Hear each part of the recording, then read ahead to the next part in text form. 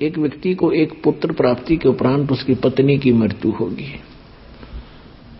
उसने दूसरी शादी कराई, किसान था, उससे एक पुत्र उत्पन्न हुआ और फिर उस किसान की भी मृत्यु होगी। बड़े वाले लड़के का विवाह कर दिया था, उनके कोई संतान नहीं थी बड़े वाले लड़के के। छोटा जो दूसरी मां से उत्पन्न हुआ था वह मां भी मर गई और वो पिता भी मर गया उसका। अब बड़े का विवाह हो गया था तो वो छोटे वाला कुदरती थोड़ा सा बीमार हो गया। दूसरी मां से जो उत्पन्न हुआ था, जमीन बहुत थी तो उसने बीमारी का इलाज कुछ दिन करवाया उस बच्चे का। फिर उनके मन में दोष पैदा हो गया। दोनों पति पत्नी ने मिलकर के स्कीम बनाई कि इसको विष दे दें छोटे वाले को और सारी संपत्ति अपनी हो जाएगी। सबको मालूम है ये अस्वस्थ है, किसी को शक भी नहीं होगा। ऐसा ही कर दिया।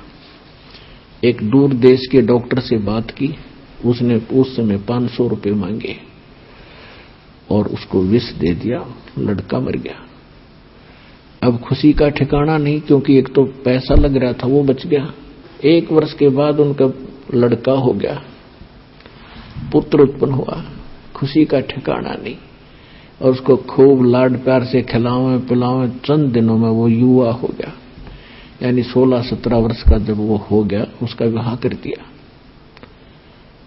विवाह होने के तुरंत बाद वो लड़का फिर बीमार हो गया।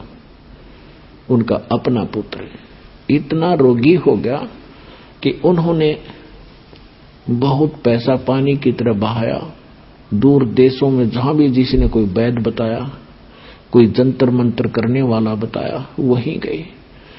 आधी संपत्ति यानी जमीन भी बेच दी और लड़का ज्यों का त्यों प्रतिदिन सूखता ही जा रहा था। एक दिन उसका पिता बैठा था, लड़का चारपाई पर लेटा था।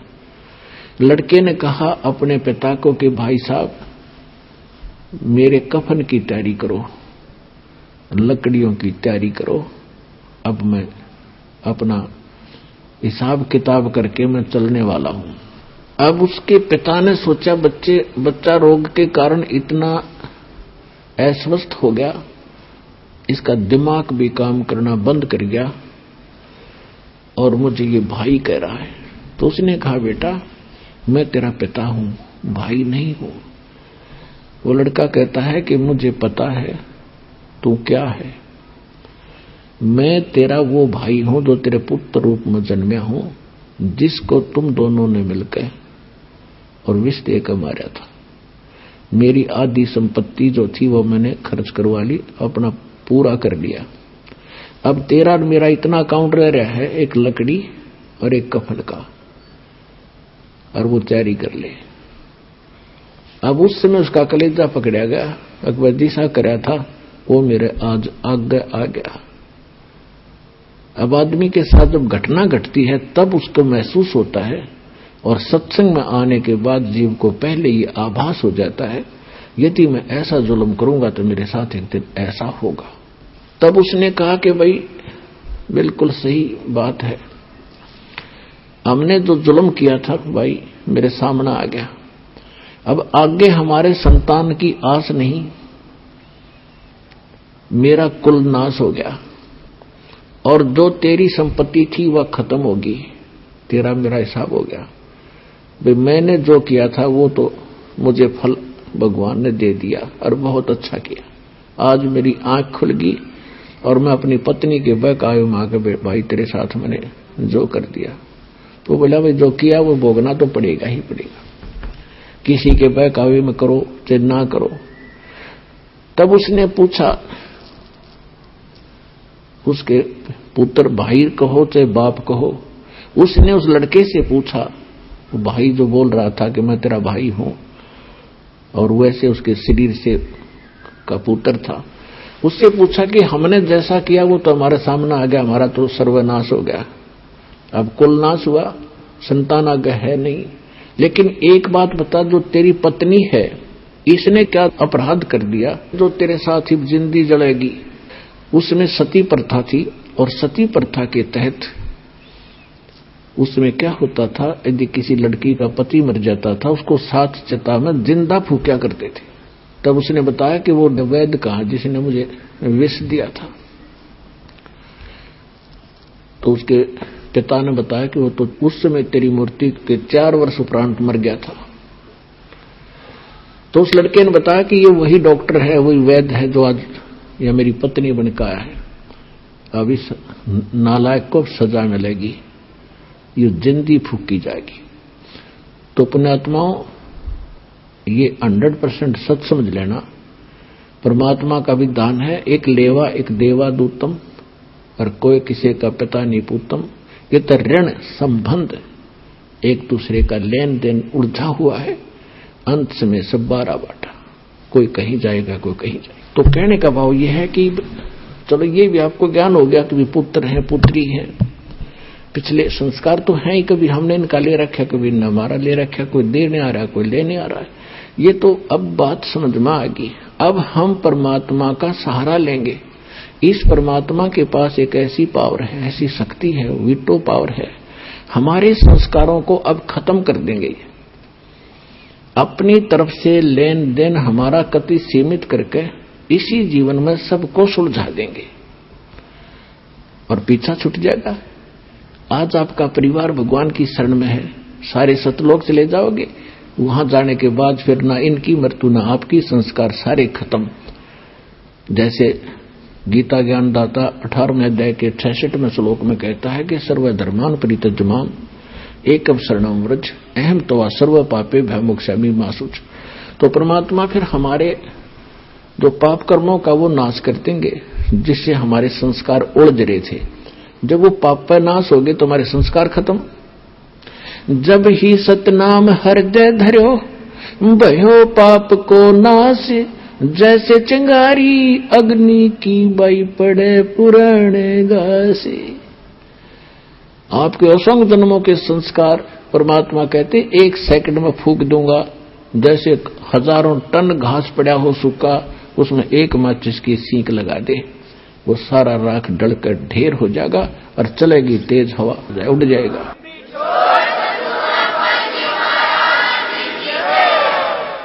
तो जो प्रसंग चल रहा है उस पे आना होगा। अब जैसे हम सामाजिक दृष्टिकोण से जो बहनें भाई जिनका संतान नहीं है, वो अपनी जिंदा मौत समझते हैं, वो ये देख रहे होते हैं कि सामने वाला ये सोच रहा होगा कि सुबह सुबह कहाँ आ गया बेऔलादा है और कहाँ दर्शन हो गए। ये इतना मनहूस मानते थे पहले जिसका संतान नहीं, और भगवान के ज्ञान से अब आपको पता चलेगा वो बुरे नहीं, उनका आपस में ऐसा कोई संस्कार फंसा नहीं था। वो तो कति फ्री है आज के दिन इस अध्यात्म मार्ग के आधार से, परमात्मा के ज्ञान के आधार से। अरुण ने मिल जा भक्ति, वो तो गए जहाज में बैठ के। और उसी के पैरेलल आप भी ये ना समझना, आप भी अपना परिवार आपका नाम ले, परिवार ना ले सके कोई दिक्कत नहीं, जिसने यू ज्ञान मिल गया उसका संस्कार कति साफ कर दिया परमात्मा। और कोशिश करो अपने संपर्क में आए, भाई है, बहन है, माता है, पिता है, पत्नी है, पति है, कोशिश करो इस मार्ग से जोड़ने की। वो भगवान के बच्चे हैं, भ्रमित हैं, अज्ञानता में कष्ट पा रहे हैं और पाते ही रहेंगे जब तक ये ज्ञान ग्रहण नहीं करेंगे। तो कोशिश वो भी करो और आप भी पार होगे, क्योंकि आपको भी रास्ता वही मिल गया। अगर उनको रास्ता नहीं मिलता और जिनके संतान नहीं है तो वो क्या तड़फ करते हैं। मनुष्य तो कुछ दिनों में संतोष कर लेता है, लेकिन बहन बेटी जिसके संतान नहीं है उसको संतोष नहीं होता, क्योंकि समाज नहीं होने देता। और वो इसी कसक में मर जाती है कि मेरा संतान नहीं हुई। वो किसी बच्चे को गोद लेते हैं, कुछ दिनों के बाद ब्याह होता है, ब्याह होने के बाद पत्नी आती है, तो उसमें मन मुटाव हुए बिना रहे को नहीं। ये तो अपने बच्चों और अपने पुत्र वधू हो उसके साथ भी हो जाता है घर में। तो फिर उसके मन में ये आता है, भगवान अगर मेरी संतान होती तो आज ये मेरे सामने ऐसे बोलता, ये मेरे सामने क्या ऐसे बोलती। बुद्धि भ्रष्ट कर रखी काल ना मारी। हर जिनके पुत्र वधू अपने ही है उनको उनसे देख ले वो कितने सोलह माथा बोले आज के। तो कहने का भाव ये है कि फिर वो बहन मरते समय भी इसी कसक में मर जाती है कि हे भगवान मेरा संतान ना हुई, हे परमात्मा मेरा संतान ना हुई, और पूजा करें हम काल की। तो फिर अगले जन्म में यू काल कैसी दुर्गति करता है कि ले तेरी इच्छा थी संतान उत्पन्न करने की, उसको कुतिया का जन्म दे दिया, और इकट्ठे वो 8 पैदा कर रही है, और फिर उसका जुलूस निकाल रहा है और खुश हो रहा ले कर ले पैदा कितने संतान चाहे तू। फिर सूरी बना दी कि ले 12 इकट्ठे पैदा कर ले, काट ले कसर सारी बहन। पुण्यात्माओं सतगुरु आए दया करी, ऐसे दीन दयाल और बंदी छोड़ वृत्तास का जठ अग्नि प्रतिपाल। तो इस ज्ञान के आधार से हमने जीना पड़ेगा, अपना जीवन सफर तय करना पड़ेगा, तभी हम सफल होंगे। बच्चे हैं, संतान है, घनी बढ़िया बात, उनको भी राम नाम पर लाओ, भगवान के बच्चे हैं। हमारे तो वो नियमित कर रखे हैं, हम तो मजदूर समझना अपने आप को। उस धनी के बालकों को इतनी संभाल के रखना। परमात्मा ने उनके निमित्त आपको जैसा भी जेब खर्च दिया है, आपकी इनकम बनाई है, वो इसलिए बनाई है कि इनको भी पालो पोसो, संभाल के रखो और इनको अच्छी शिक्षा दो, सत्संग में लाओ, इनके कर्म बढ़ाओ, तो आपका दायित्व पूरा हो जाएगा, आपका फर्ज पूरा होगा। तो इस प्रकार परमात्मा चाहते तो नीरू नीमा को संतान भी दे सकते थे, लेकिन पुण्यात्मा हम तो संसार को देखकर ही जी रहे होते। परमात्मा ने एक एक आत्मा निकालनी भारावर यहां से, काल ने ऐसा जुल्म कर रखा हमारे साथ, तो उन्होंने उनको संतान नहीं दी क्योंकि उनके संस्कार बढ़ाने नहीं चाहते। तो उसके लिए स्वयं आगे एक पुत्र रूप में नीरो नीमा स्नान करने जा रहे थे। रास्ते में नीमा का नए नए इंजेक्शन लग गए थे। रात में कोई बाहर आ रही थी, कोई रिश्तेदार, वो खूब कहेगी उसको एक बालक तो चाहिए था, ऐसे कैसे जिया जाएगा है, और सुनना पड़ा है घर तुम्हारा, संसार में क्या लेकर जाओगे। तो वह बहुत दुखी हो रही थी। सुबह नहाने के लिए गई तब भी रोती जा रही थी और भगवान शंकर से प्रार्थना कर रही थी कि हे भगवान शिव जी, आप तो समर्थ दाता हैं, आप जो चाहो सो कर सकते हैं, इस पापड़ को भी एक लाल दे देते, मेरा भी संसार में जीना मेरा भी साझा बन जाता, मैं भी सुख से जी लेती। सबकी दृष्टि से बचकर चलना पड़ता है, मेरा क्या जीवन है दाता। यूं कहकर फूट फूट कर रोने लगी। अब नीरू ने कहा कि नीमा देखो, यदि हमारे भाग्य में संतान होती तो भगवान पहले ही दे देते। ये तो बड़े दयालु हैं शंकर भगवान, और देखो बच्चा है नहीं, संतान अपने है नहीं, बुढ़ापे में कोई उंगली पकड़ने वाला नहीं, रो रो के आंखें तेरी खत्म हो जाएंगी, एक और दुख तेरे जीवन को बढ़ जाएगा, तो रोवा मत। उसको सांत्वना देता हुआ नीरू चल रहा है। नीमा को संतोष किया। स्नान करने के लिए जो ही तालाब पर पहुंचे, पहले नीमा स्नान करके आगे निकले बाहर, अंधेरा सा था। फिर नीरू स्नान करने के लिए जल में प्रवेश करता है, तब तक सुबह सुबह का कुछ प्रकाश सा छिट गया, रोशनी सी नजर आने लगी। नीरू नहा रहा है से मस्ती से, तालाब में घुटनों पानी में बढ़ गए, और उधर से नीमा जो कपड़ा बांध कर स्नान किया था उसने, उसको धोने के लिए पुनः किनारे पर गई तो क्या देखा है, कमल के फूल के ऊपर कोई वस्तु हिल रही है। परमात्मा नवजात शिशु के रूप में विराजमान थे और एक पैर को हिला रहे थे।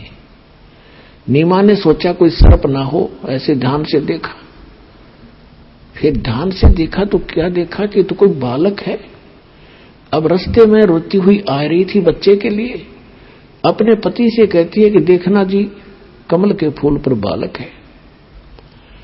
अब नीरू नहा रहा है, ऐसे नहाते नहाते कहता है कि नीमा आप तो मेंटल होगी, अब तुझे जल में भी बालक दिखाई देने लगे, क्यों पागल होगी तू, कुछ संतोष कर, भगवान पर विश्वास कर, जैसे रखे ऐसे रहना चाहिए हमने।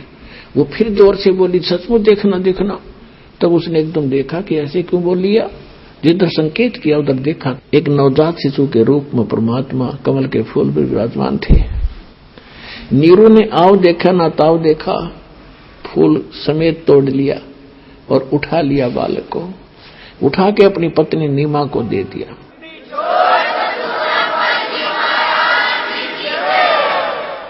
और नीमा उस बालक को लेकर किनारे पर आ गई।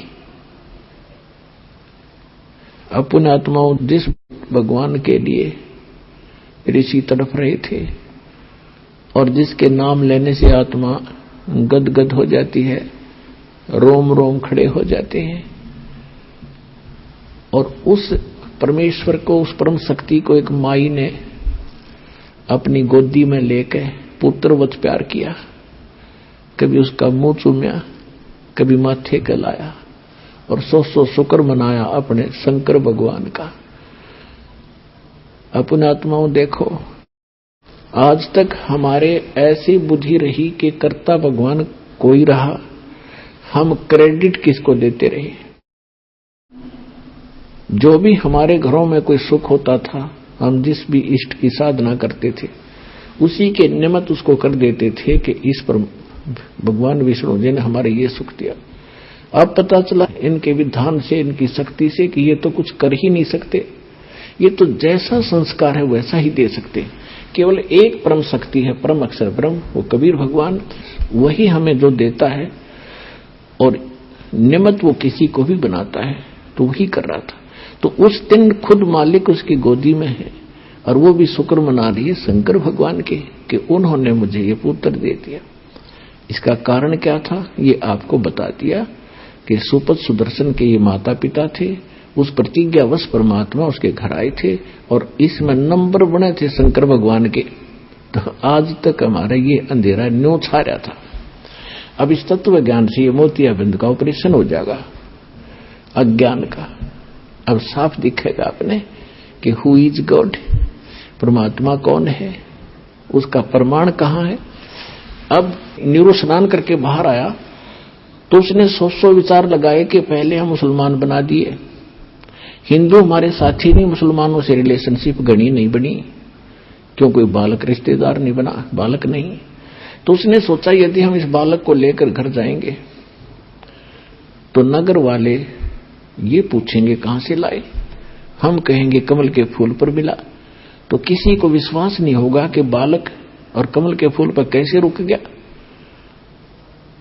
तो उसने अपने मन से सोचा कि हमें गांव से भी निकाल लेंगे, शहर से भी बाहर करेंगे और लड़का भी छीन लेंगे, हमारी मार मार के हुलिया बिगाड़ेंगे और पूछेंगे कि बताओ इनके माता पिता कौन है। वो रो रही होगी जिसका तुम चुरा कर लाए हो। तो उसने अपनी पत्नी से कहा कि आप ऐसे करो, इसको रख दो यहीं पर, हमारे साथ ऐसा बनेगा, लोग, बच्चा भी जाएगा, हमें देश निकाला भी मिलेगा। उसकी पत्नी ने कहा कि मैं इस बालक को नहीं छोड़ सकती, ना जाने इस बच्चे ने मेरे ऊपर क्या जादू कर दिया, मैं जी नहीं सकती इस बिना, मैं मर जाऊंगी, मैं देश निकाला भी ले लूंगी, इस बालक ने नहीं छोड़ सकती। अब नीरू ने पहली बार अपनी पत्नी की तरफ हाथ किया था कि तू कितनी जिद्दी बन गई, मेरी एक भी बात नहीं मानती है। मैं आज तक तेरी सारी बातों को मानता रहा क्योंकि तेरा संतान नहीं थी, तेरी किसी बात की अवहेलना मैंने करी नहीं कि कहीं तेरा दिल ना दुख है, लेकिन तू इतनी चढ़ गई सिर पे, एक भी नहीं मानती मेरी, रख दे इस बालक ने, नहीं तेरे ऐसा मारूंगा थप्पड़। ऐसा उसने किया ही था। तो परमात्मा बोले नवजात शिशु के रूप में कि नीरू मुझे घर ले चलो, तुम्हें कोई कुछ नहीं कहेगा। अब वो डर गया कि बालक बोल कर इसमें कोई फरिश्ता है या कोई भूत प्रेत है, कोई जंद है। वो चुप करके आगे आगे चल पड़ा। अपने आत्माओं सारा शहर देखने आया, इतना सुंदर बालक, नूर न्यारा भगवान का, कितना ही उन्होंने हल्का नूर कर रखा था लेकिन न्यारा चेहरा दमदमा रहा था दाता का। सारा गांव नगर झुंड के झुंड स्त्री पुरुष गीत गाते हुए आ रहे हैं और उस बालक को देखने के लिए आ रहे हैं। किसी के मन में ये नहीं गया कि कमल के फूल पर मिला कैसे, और वो सच्ची बता रहे थे कि ऐसे हमें मिला, तो कोई भी इस बात पर ध्यान नहीं गया। और सभी ये कह रहे थे ऐसा बालक तो कभी देखा ना सुना, ये तो कोई फरिश्ता है, कोई ब्रह्मा विष्णु महेश से कोई एक शक्ति आई है, ये आम बालक नहीं है। कुछ दिन के अंदर ये बात समाप्त हुई, चर्चा का विषय खत्म हुआ। अब 25 दिन के हो गए, परमात्मा ना अन्न खावे ना दूध पीवे, और शरीर समस्त ऐसा जैसे बालक किलो दूध रोज पीता हो, और ऐसे फल फूल रहे हैं। अब वो माई जो है देख देख कर चिंतित होती है, अपने पति से भी कहती है कि हे भगवान, अब क्या बनेगा मेरे साथ।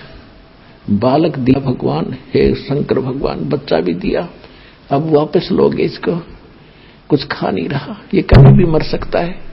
25वां दिन आ गया, उस दिन तो उसने रुद्र मचा दिया। उस माई ने नीमा बैठी बैठी रोए रोए सुबह की, और शंकर भगवान को याद करे, हे भगवान अब ये बालक मरेगा, आपकी बेटी भी साथ मरेगी, इसके बिना मैं जी नहीं सकती। तो ऐसी कसक बनी।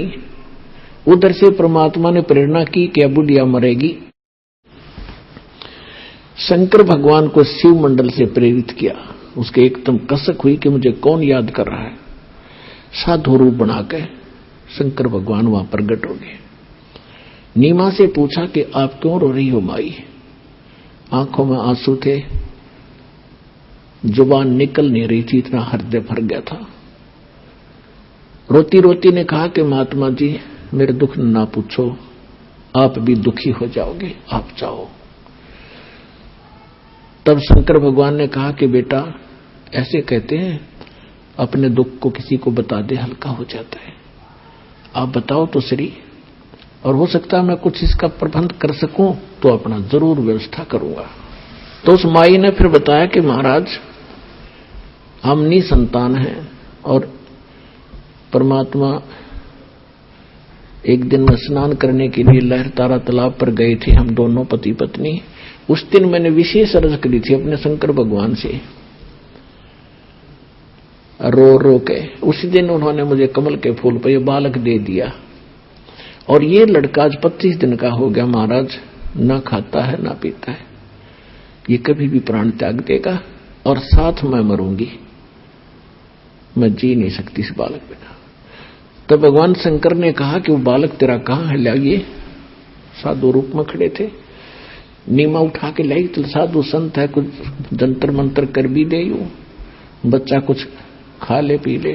तो नीमा लाई उठा के परमात्मा को, बालक को, और उसने चाहा साधु के चरणों में रख दूं। चरणों में डालना चाहा परमात्मा को, परमात्मा आकाश में उड़ गए, हाथ से ऊपर उठ गए, हाथों में से, और शंकर भगवान के सिर के सतर में, यानी 7-8 फुट 6 फुट ऊपर, जमीन से ऊपर ऐसे हवा में रुक गए। अब उस माई नीमा ने सोचा कि इस महात्मा में कितनी करामात है, मेरे बालक को हवा में उड़ा दिया, ये जरूर कोई इलाज करेगा इसका। अभिनव समस्या थी, परमात्मा को परमात्मा ना मानकर अन्य को ही भगवान और उसको समर्थ की संज्ञा देते रहे। तब भगवान शंकर ने ऐसे हाथ किए, परमात्मा उनके हाथों में आ गए, और फिर 7 बार आपस में बातें की। ना शंकर भगवान समझ सके कि पूर्ण परमात्मा रही है। इतना उनको जरूर महसूस हुआ कोई ऋषि है, ये पिछले जन्म का महापुरुष है। तो उन्होंने, परमात्मा ने कहा कि भगवान हे शिव जी, इनसे कहो एक कुंवारी गाय ले आवे, कुंवारी बच्चिया, गाय की बच्चिया जिसको बैल ने टच ना कराया उसको कुंवारी कहते हैं, और उसके ऊपर आप अपना आशीर्वाद भरा हाथ रख देना, वो दूध दिया करेगी, वो दूध मैं पीऊंगा। तो शंकर भगवान ने साधु रूप में उसकी नीमा से कहा कि अपने पति को बुलाओ। तो उसी समय नीरू भी आ गया, और शंकर भगवान यानी साधु ने कहा कि आप एक कुंवारी गाय ले आओ, और कुमार के घर से कोरा बर्तन लाना स्वच्छ। वो जाके एक कुंवारी गाय ले आया और एक पात्र ले आया, छोटा सा मटका, और उसको साफ करके शंकर भगवान ने कहा कि इसके नीचे लेकर बैठ जा नीरू, या दूध देवेगी। आसपास के और भी बहुत से भक्त आ गए, लोग इकट्ठे हो गए। तो शंकर भगवान ने ऐसे सिर कमर पे हाथ रख दिया, बच्चिया के लंबे लंबे सतन हो गए और उस कुंवारी गाय ने दूध का पात्र भर दिया। उस दूध को परमात्मा ने पिया। प्रतिदिन वो गाय फिर दूध देने लगी और भगवान उसको पिया करते थे। अपने आत्मा इसका प्रमाण दिखाते हैं आपको कि कबीर सागर के अंदर 600 वर्ष पहले ये लीला दर्ज है, भगवान के बारे में लिखी हुई है। और फिर आपको वेदों से प्रमाणित करेगा ये दास के वेद क्या बताते हैं, भगवान कैसी लीला करता है, तो 2 मिनट में समझ में आ जाएगा हु इज गॉड। ये देखिएगा कबीर सागर, ये कबीर सागर है, कितना मोटा ग्रंथ है। इसमें आपको दिखाते हैं संपूर्ण 11 भाग।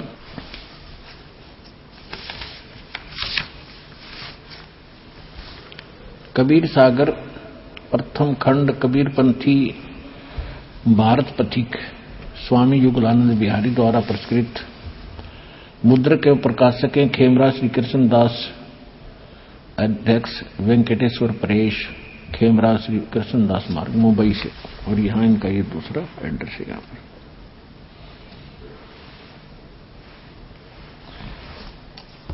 इसमें एक ज्ञान सागर नाम का अध्याय है। इसके 74 पृष्ठ पे, 74 पृष्ठ पे ज्ञान सागर। इसमें लिखा है कि सुन दुल्हा मन भया आनंदा, जिमी चकोर पायो निसी चंदा।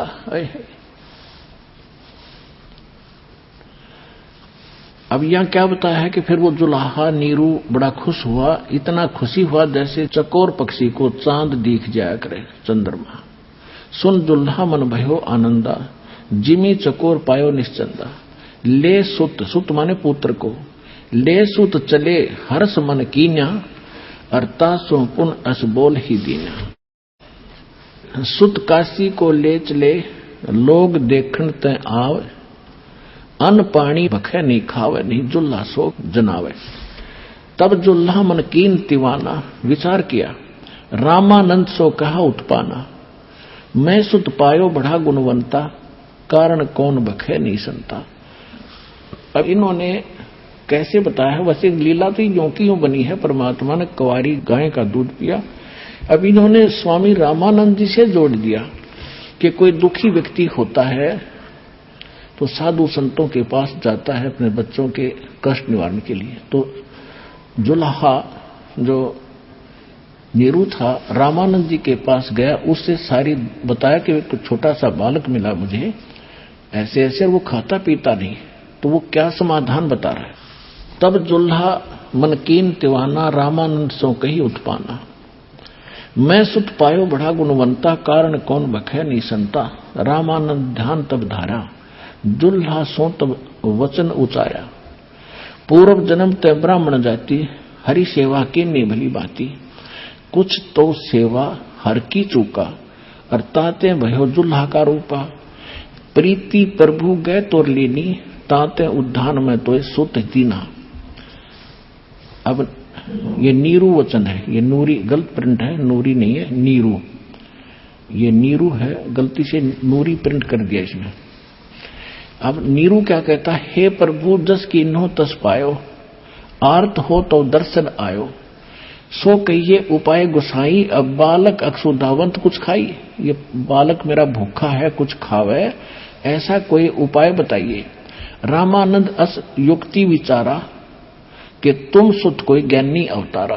तेरा पुत्र जो है कोई ब्राह्मण है, कोई विद्वान पुरुष है पूर्वजनों का। बचिया जाही बैल नहीं लागा, सो ले ठाड़ करते ही आगा। वो बचिया ले आना जिसको बैल ने टच ना किया हो, और फिर उसके पास खड़ी कर देना।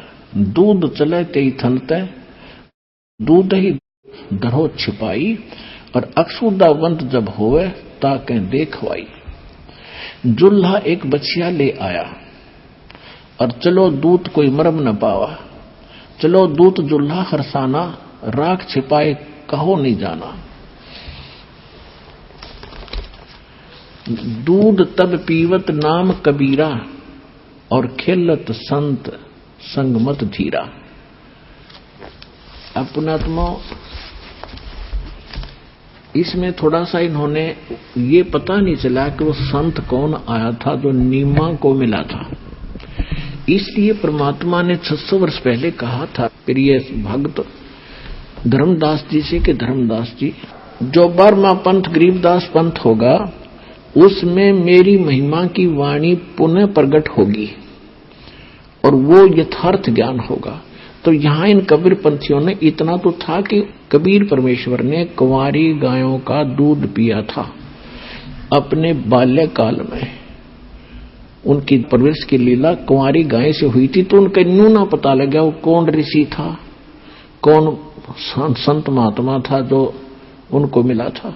तो उन्होंने वैसे अपने आइडिया से लिख दिया कि रामानंद जी से भी पूछा होगा, उस दौरान तो सभी जगह गए हैं वह, लेकिन उनसे कोई बात बनी नहीं थी।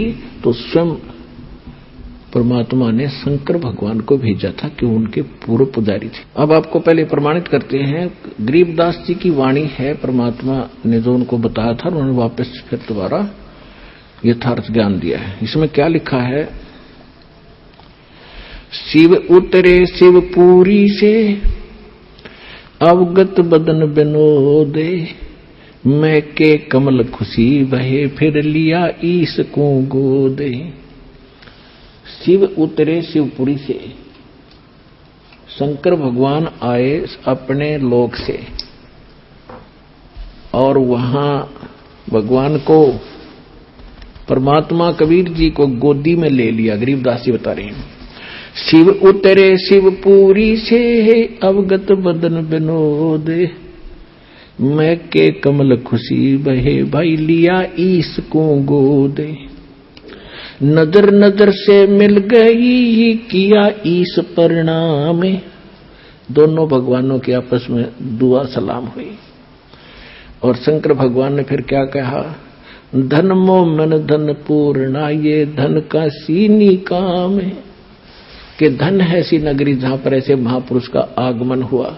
संत रूप में शंकर भगवान बता रहे, 7 बार चर्चा करी और बोले बालक बहने, शिव को कर मस्तक धरा ल्यावो मोमन एक धेनु, अनब्यावर को दूहत है दूध दिया तत्काले, कंवारी को अपने आप दूध दिया तत्काल, अनब्यावर को दूहत है दूध दिया तत्काले, पीवे बालक ब्रह्म गति ही तासिव भय दयाल। अब यहां से हम इतना ही लेंगे, ये सिद्ध हो गया कि कबीर परमात्मा ने जब वो बालक रूप में प्रगटे थे, शिशु रूप में कुंवारी गायों का दूध पिया था। अब हमारे पवित्र वेद क्या बताते हैं, वेद क्या है, वेद कोई किसी जंतर मंत्र जंत्री की किताब नहीं है, ये कोई तिथिवार बताने वाली नहीं है। इसमें परमात्मा के गुण, परमात्मा कैसी लीला करता है, वो कहाँ रहता है और उसके पूरी जानकारी है। और जिस महापुरुष की लीला हमारी वेदों से मेल खाती है तो ही इज गॉड, वही परमात्मा है। अब आपको दिखाते हैं, ये देखिएगा ऋग्वेद 9 और 10 मंडल हैं, ये महर्षि दानव सरस्वती लिखा है इसको। ये कहां से छपा है ये देखिएगा, सार्वदेशिक आर्य प्रतिनिधि सभा, महर्षि दान भवन, रामलीला मैदान, नई दिल्ली से। ये इनके फोन और फैक्स नंबर है और ये यहां से छपा है, parents offset printers 1510 Pataudi house, त्रियागन, नई दिल्ली से। अब इसके ऋग्वेद मंडल नंबर 9 का और सूक्त नंबर 1 का मंत्र नंबर 9 आपके रूबरू करते हैं। ऋग्वेद मंडल नंबर 9 और ये सूक्त नंबर 1 है, प्रथम से सुक्त से प्रथम सूक्त है। अब इसके हम 9 नंबर पे चलते हैं। ये 9वां श्लोक लेती है। देखिएगा, ऋग्वेद मंडल नंबर 9 सूक्त 1 और मंत्र नंबर 9, ये 9 है। अभी अधन्या उत्सृणति धेनव, धेनव शिशुम, ये शिशुम शब्द लिखा है। सोम इंद्राय पातवे। अब एक कमाल की बात देखो, परमात्मा ने कैसी लीला की है। यदि ये दास अनुवाद करता इन वेदों का, हमने तो करे रखा था तुम्हारे भगवान की लीला, हमने पता कि कबीर इज गॉड, परमात्मा की महिमा में लिखी, आंखों देखा, संतों ने बता दिया, लेकिन आप जी का विश्वास नहीं होता जब तक वेदों में ना मिलता। अब वेद क्या बता रहे हैं, और ये अनुवाद करता भी वो महर्षि दानंद के चेले हैं, और महर्षि दानंद है इनका, और ये खुद भगवान को निराकार मानते हैं। इन्होंने कोशिश भी की है अड़ंगाकरण की, अनुवाद की, लेकिन कहते हैं चोर चुरावे तुम बड़ी गड्ढे पानी में, वो गड्ढे हुआ ऊपर आवे न सच्चाई छनी। इन्होंने खूब कोशिश की अपना ज्ञान के आधार से इनका अनुवाद अड़ंगा करने की, लेकिन छुपा नहीं सके सच्चाई को। देखना, ये खुद अनुवाद कर रहे हैं। उस सोम माने इन्हें कर दिया सोम स्वभाव वाले पुरुष को। देखो कमाल के आदमी है ये। अब सोम माने परमात्मा, 6 जगह लिखे पाऊंगे। देखिए, इसी 9वें मंडल का ये प्रथम मंत्र है ये वाला, और इसमें सोम शब्द है, ये सोम। इसमें सोम माने सोम स्वभाव परमात्मन, यानी सोम का अर्थ है परमात्मा, शीतल सर्व शांतिदायक परमात्मा। सोम माने चंद्रमा भी होता है, लेकिन यहां परमात्मा की महिमा चल रही है। सोम माने ये परमात्मा। तो यहां इन्होंने क्या डंगा कर दिया, ऋग्वेद मंडल नंबर 9 सूक्त 1 मंत्र 9 में इम माने उस सोम माने सोम स्वभाव वाले पुरुष को, हम कहेंगे उस सोम स्वभाव वाले परमात्मा को, जो शिशु रूप में धारण करके कुमार अवस्था में अभी अधन्या, अभी माने सब प्रकार से यानी पूर्ण रूपेण, अधन्या माने अहिंसनीय नहीं, अधन्या माने बिना धनाई, धेनो माने गौवे तृप्त करती है। बता, अभी ने खूब कोशिश कर ली बकवाद करने की, लेकिन छुपा नहीं सके। परमात्मा 3 प्रकार से लीला करता है। इसी में पहले मंत्र में लिखा है कि वो परमेश्वर जब यहां सर्व उत्पादक प्रभु एक लीला करने के लिए जब यहां प्रकट होता है, सहशरीर आता है, और वो 3 प्रकार के शरीर से सबकी स्थिति से सबका धारण पोषण करता है। एक शरीर में तो सतलोक में रहता है, वहां तो बहुत तेजों में शरीर है, 1 रोमकूप में करोड़ सूर्य मिला दे, करोड़ चंद्रमा, इतना नूर है। फिर हल्का तेजपुंज का रूप बनाकर वो 2 प्रकार से और लीला करता है। एक तो करता है शिशु रूप धारण करके, एक लीला प्रत्येक युग में ऐसी ही करता है, कमल के फूल पर प्रकट होता है तालाब के अंदर, जिस कारण से उसको नारायण भी कहा जाता है। नारायण माने जल के ऊपर आके विराजमान होने के कारण भगवान नारायण कहलाता है। और वहां से ये ऐसे निसंतान दंपति प्रत्येक युग में उनको उठा ले जाते हैं। वहां फिर वो लीला करता है, एक मनुष्य की तरह जीवन जीता है, ज्ञान प्रचार करता है। और दूसरी प्रकार का फिर वो कभी भी कहीं पर भी जिंदा महात्मा संत साधु का रूप धारण करके और आके प्रकट हो जाता है, अच्छी आत्माओं को ज्ञान देते हैं, उनको सतलोक ले जाते हैं, फिर अपने गवाह बना के छोड़ जाता है। इस प्रकार वो लीला करता है। तो जब वो शिशु रूप धारण करके वो परमात्मा लीला करने आता है, तो उस समय उनकी परवरिश की लीला, उस बालक रूप में प्रकट परमात्मा की परवरिश की लीला कंवारी गायों के द्वारा होती है। फिर देखो वेद क्या बता रहे हैं, उस सोम स्वभाव वाले पुरुष को यानी परमात्मा को, जो शिशुम कुमार अवस्था में ही अभी यानी सब प्रकार से पूर्ण, अधन्या माने बिना धनाई, हमारे यहाँ देसी भाषा में जो गाय बिल्कुल ना ब्याई हो, गर्भ ना धारण किया हो, उसको क्या करें, अधन्या यानी बिना धनाई, बैल ने टच नहीं किया। अभी अधन्या यानी कति भी टच ना करी हो, कंवारी, धेन में माने गवे। अभी माने सब प्रकार से, यहां पे लिख रही है कुमार अवस्था में यानी बालकपन में सभी प्रकार से, अधन्या माने बिना धनाई यानी कंप्लीट कंवारी, धेनव माने गौवे, तृप्त करती है, उनके पालन की लीला कुंवारी गायों से होती है। अब who is God? Kabir is God.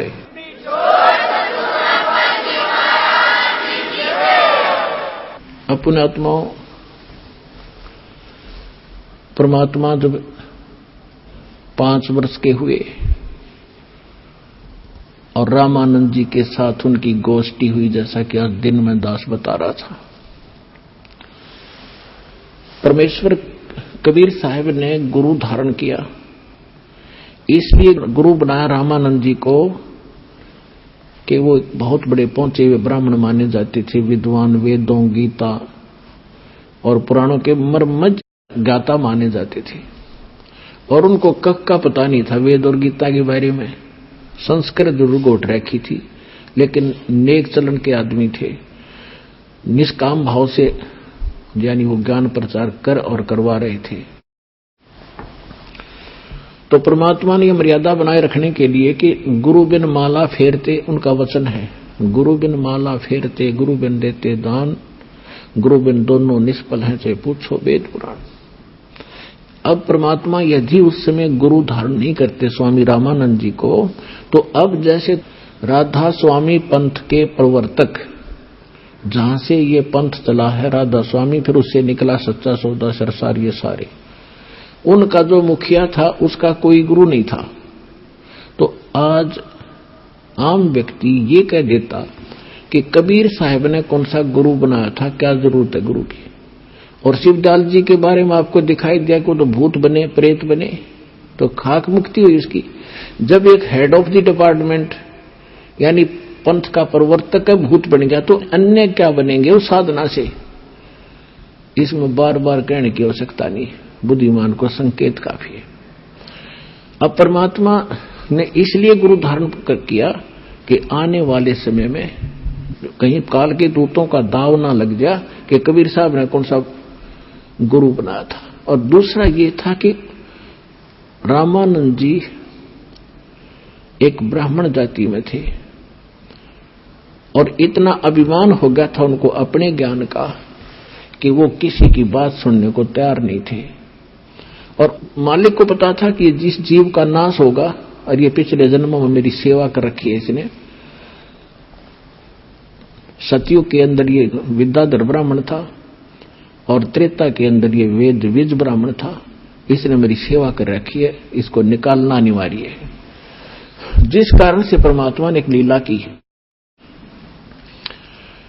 जब वो 5 वर्ष के हो गए, एक 2.5 वर्ष के बालक का रूप धारण किया और स्वामी रामानंद जी प्रतिदिन स्नान करने के लिए जाया करते थे पंचगंगा घाट, जहां पर ये ब्राह्मण लोग विशेषकर स्नान कराया करते थे।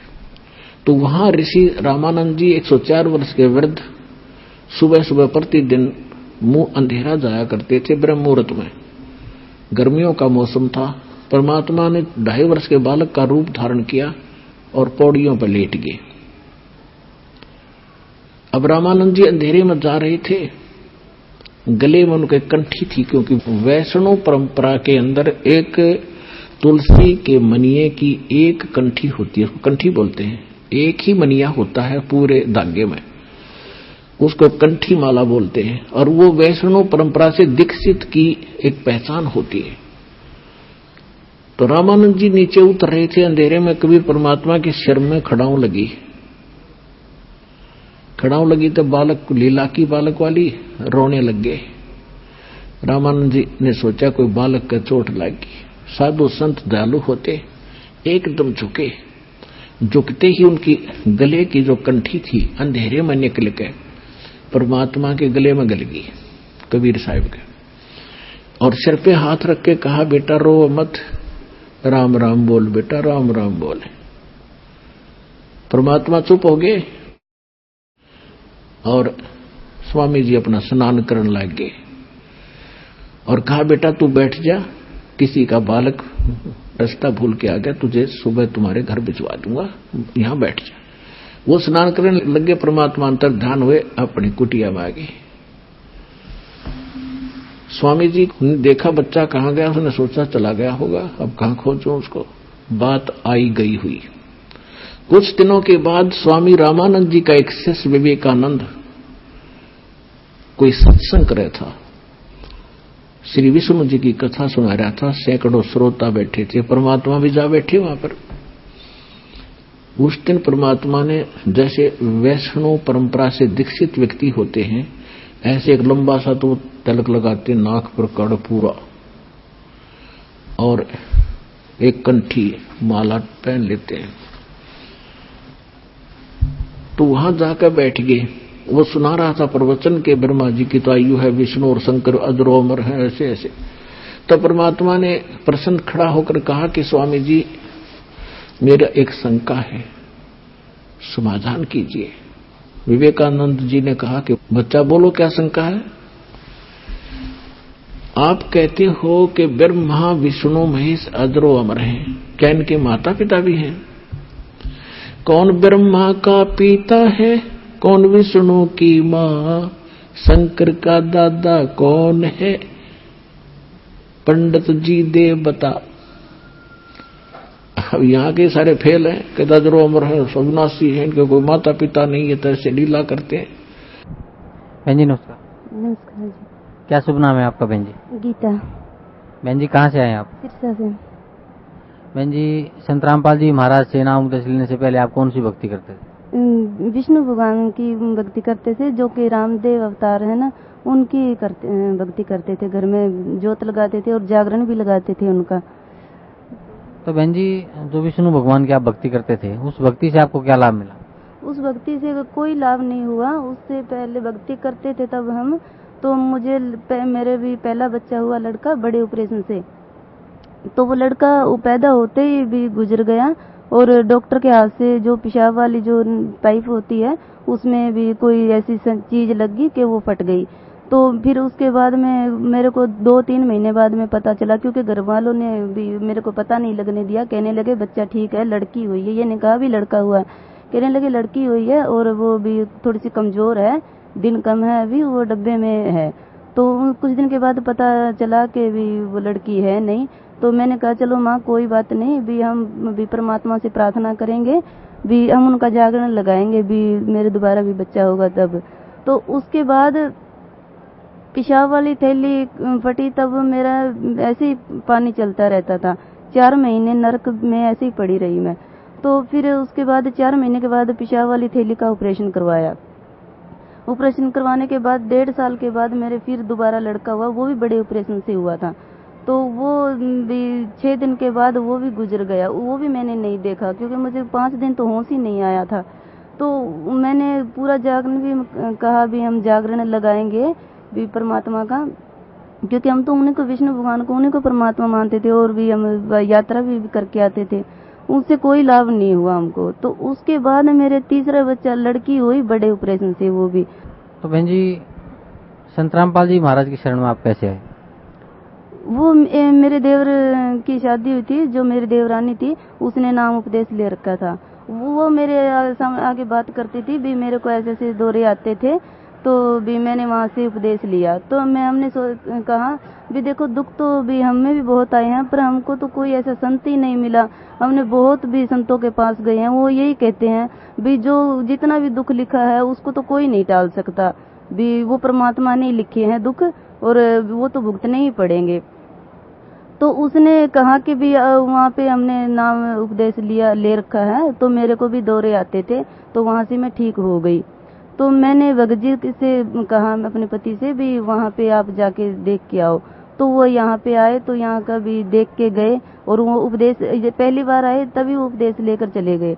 तो उन्होंने मुझे कहा कि असली परमात्मा, हम जिनको परमात्मा मानते हैं, ये परमात्मा नहीं है। परमात्मा तो वहाँ पे है, बरवाला सतलोक आश्रम में है, भी मैं तेरे को वहाँ पे लेके चलूंगा, वहाँ जाने से हमको भी कोई दुख नहीं होगा। मैंने कहा भी देखो, अब मैं विष्णु भगवान से ज्यादा किसी पर भी विश्वास नहीं करती, क्योंकि भी मैं इन्हीं को बचपन से मानती आई हूँ। भी जो सभी यही कहते हैं कि भगवान ने जो दुख लिखे हैं वो तो भुगतने ही पड़ेंगे। भी वहाँ जाने से, सतलोक आश्रम में जाने से क्या दुख दूर हो जाएंगे? भी मेरा मन नहीं करता अब जाने के लिए। वो कहने लगा नहीं, मैं एक बार तुझे जरूर लेके जाऊंगा वहाँ पे पूर्ण संत परमात्मा आए हुए हैं वहाँ पे। तो वो मुझे यहाँ पे लेके आए। यहाँ आने के बाद मैंने उपदेश लिया। वो जो मेरे दोबारा लड़की हुई वो बड़े ऑपरेशन से हुई थी, उसके बाद मैंने यहाँ पे उपदेश लिया। तो वो लड़की के हाथ में चोट लग गई, तो मेरे को ऐसा लगा भी जैसे कि मेरी बेटी का हाथ टूट गया। तो मुझे यहाँ पे सत्संग में आना था उस दिन। तो उस दिन मेरे ससुर हैं, वो थोड़ा सा हाथ पांव भी ठीक कर देते हैं।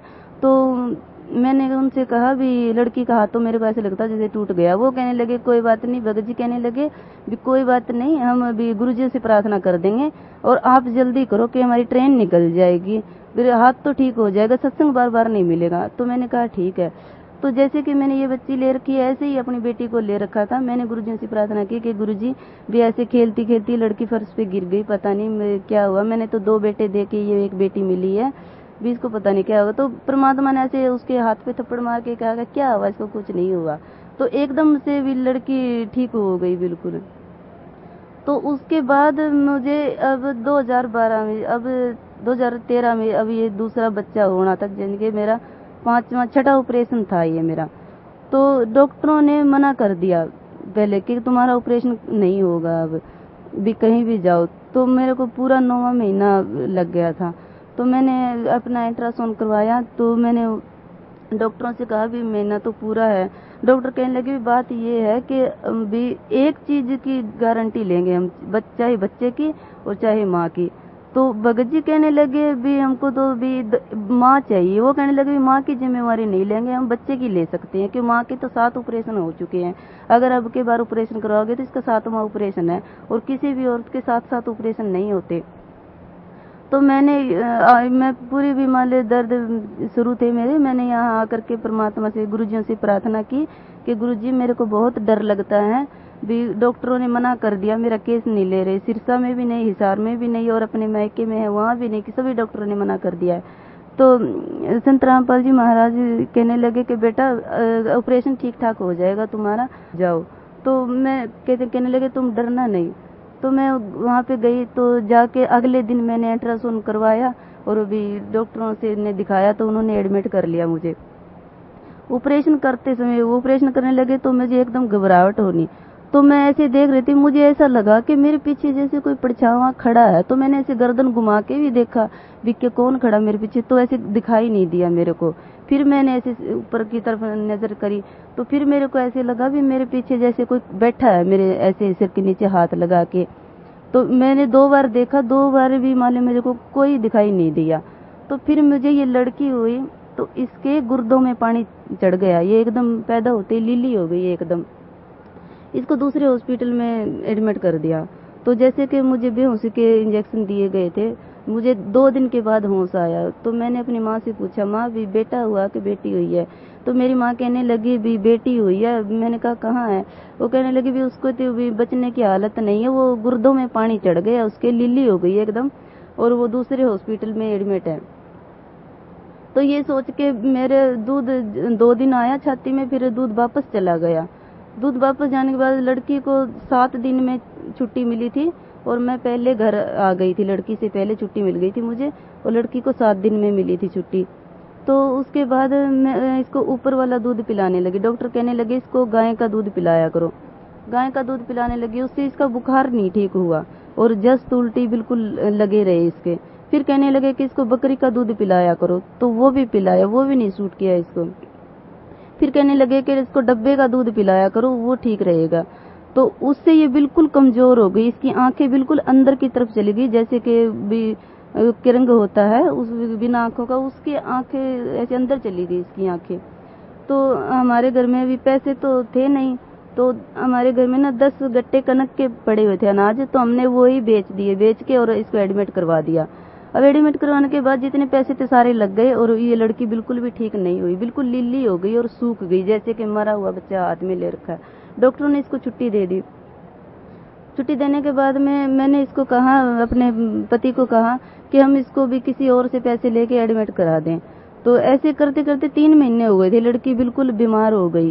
3 महीने हो गए, छाती मेरी ऐसे हो गई जैसे भी बच्चा हुआ ही पैदा ही नहीं हुआ। तो अब ये वो भगत जी कहने लगे कि नहीं, हम गुरुजियों के पास चलेंगे, वहीं पे प्रार्थना करेंगे। तो पूरी जोर से धूप पड़ रही थी। तो मेरी सास कहने लगी कि तुम आज मत जाना, या तो तुम शाम वाली गाड़ी में जाना या फिर सुबह सुबह जाना। तो इसके पापा कहने लगे भाई अगर हम शाम को जाएंगे तो हमारी बच्ची भी हाथ नहीं लगेगी, हम अभी जाएंगे। कहने लगे माँ भाई हमारे परमात्मा ऐसे है, हम जब घर से निकलेंगे, हमारे घर से स्टेशन यानी कि 20 किले दूर है, 20 कोस दूर है, वहाँ पैदल जाना पड़ता है हमको। तो इसके पापा कहने लगे, साथ में हंस रहे थे, कहने लगे माँ हमारे गुरुजी ऐसे हैं कि हम जब घर से निकलेंगे तो हम पर छाया कर देंगे वो। तो उन्होंने मेरे सास ससुर वालों ने सिर से भी गुरमीत सिंह का उनसे उपदेश ले रखा उन्होंने। तो वो कहने लगे भी हम घर से निकलेंगे तब वहाँ पे हमारे सर पे छाया कर देंगे। तो ऐसा ही हुआ। जैसे हमने तो अपनी तरफ से मजाक किया था, जब हम घर से ऐसे आधा किला दूर निकले तो एकदम बादल से छा गए। जब तक हम स्टेशन पे पहुंचे तब तक छाया ही बिल्कुल रही। तो यहाँ आने के बाद मैंने गुरुजियों से प्रार्थना की कि गुरुजी आपके शरण में आने से ये बेटी मिली है, अब इसको पालूं कैसे। तो जब मैं यहाँ पे आई थी तो मेरी बेटी बिल्कुल थोड़ी थोड़ी धड़क रही थी, धड़कन इसकी, और सभी ये देख रहे थे कि बच्चा जैसे कि मरा हुआ ले रखा है इसने। तो मैंने परमात्मा से प्रार्थना की कि गुरुजी मेरी आपकी शरण में आने से बेटी मिली है मेरे को, अब पालूं कैसे। तो गुरुजी कहने लगे कि बेटा इसको दूध पिलाओ। मैंने कहा गुरुजी 3 महीने हो गए, माँ का दूध तो इसने पिया ही नहीं, मेरे तो छाती में दूध आया ही नहीं।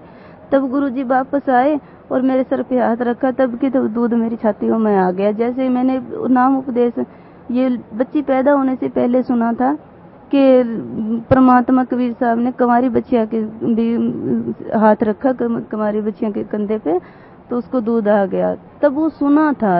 अब विश्वास दृढ़ जब हुआ है तब के भी परमात्मा ने खुद मेरे सर पे हाथ रखा और दूध मेरी छातियों में आ गया। तो मैं यही कहना चाहती हूँ कि जब परमात्मा 600 वर्ष पहले आए थे, जब कबीर दास के रूप में आए थे, और अब जो आज फिलहाल परमात्मा आए हुए हैं संत रामपाल दास के रूप में आए हुए हैं, कि एक बार वक्त निकल चुका था, अब दोबारा वक्त आ गया है वो। तो अब के बार जो निकल गया फिर नहीं आएगा, और ना ही ये जन्म मरने का पीछा छुड़ेगा यहाँ से। तो बहन जी भगत समाज को क्या संदेश देना चाहते हैं आप? भगत समाज को यही संदेश देना चाहती हूँ कि मैंने सुना है कि भी पहले ये पढ़ाई लिखाई पढ़े लिखे लोग कम होते थे, लेकिन यहाँ से परमात्मा जाने के बाद में परमात्मा ने इतनी शक्ति दी है कि अपने बच्चों को पढ़ाने लिखा के इतना दिमाग दिया है कि वो अपने परमात्मा को पहचान सके। तो मैं ये जिनको यही कहना चाहती हूँ कि भी परमात्मा को पहचानने की कोशिश करे, पूरी कोशिश करे परमात्मा को पहचानने की। और सतलोक आश्रम से सिवाय भी कहीं भी मोक्ष नहीं होगा। मोक्ष है तो यहीं पे है और कहीं नहीं है। जैसे कि परमात्मा ने एक वाणी में कहते हैं ना कि अजब नगर में ले गए हमको सतगुरुआन, जल के बगाद गति हम सूते चादर ताड़। ये उपदेश लेने के बाद तो चादर तान के सो गए हैं। अगर भक्ति में रहे, पूरे नियम में और मर्यादा में रहे तो मोक्ष तो है। अगर मोक्ष नहीं हुआ तो वो हमारी ही कोई कमी है।